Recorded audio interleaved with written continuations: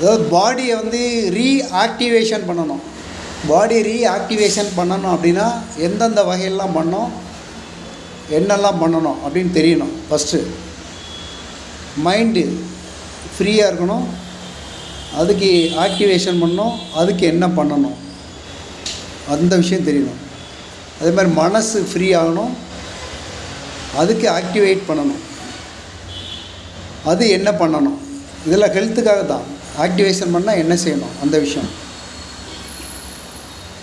ஃபிட்னஸாக இருக்கணும், பாடி வந்து ஃபிட்னஸாக இருக்கணும்.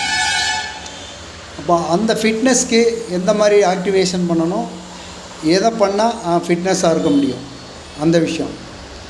இப்போ ஹாப்பியாக இருக்கணும், இன்றைக்கி 4 பூரா ஹாப்பியாக இருக்கணும் அப்படின்றான்.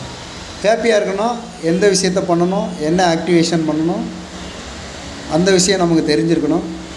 ரெகுலராக அந்த மாதிரி நம்ம இதெல்லாம் பண்ணிகிட்ருக்கோம்.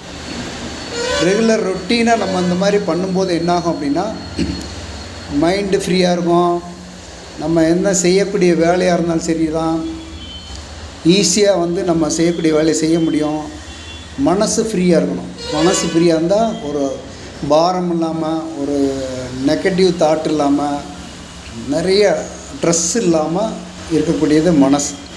எக்ஸசைஸ் அப்படின்றது வந்து என்ன அப்படின்னா நம்ம எல்லா ஜாயிண்ட்டும் வந்து கொஞ்சம் மூவ்மெண்ட் இருக்கணும். மூவ்மெண்ட் ஜாயிண்ட் இருந்தால் மட்டும்தான் நம்ம பாடி எக்ஸசைஸ் பண்ண முடியும். பாடி வந்து ஃப்ளெக்ஸ்ஃபுல் பண்ணோம் அப்படின்னா ஒரு லேட்னஸ். இந்த மாதிரி நமக்கு டைம் எந்தெந்த விதத்தில் டைம் ஒதுக்கியிருக்கோம், நமக்காக நம்ம என்ன பண்ணுறோம் ஹாப்பியாக இருக்கிறதுக்கு,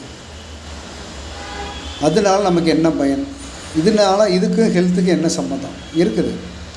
இதெல்லாம் வந்து நம்ம ஹாப்பியாக ஒன் டே வந்து நம்ம வந்து ட்ராவல் பண்ணோம், ரெண்டாவது நம்மளை பிஸியாக வச்சுக்கிட்டோம் அப்படின்னா லைஃப் லாங்காக ஆரோக்கியமாக இருக்கலாம். இந்த மாதிரி நிறைய விஷயம் வேணும் அப்படின்னா மேலே இருக்க நம்பருக்கு கால் பண்ணுங்கள். டெய்லி ஈவினிங் 7லேருந்து 8 மணி வரைக்கும் உங்களுக்கு ஃப்ரீ செஷன் இருக்குது. இதை பற்றி உங்களுடைய கருத்து என்னென்னு சொல்லி ஷேர் பண்ணலாம்.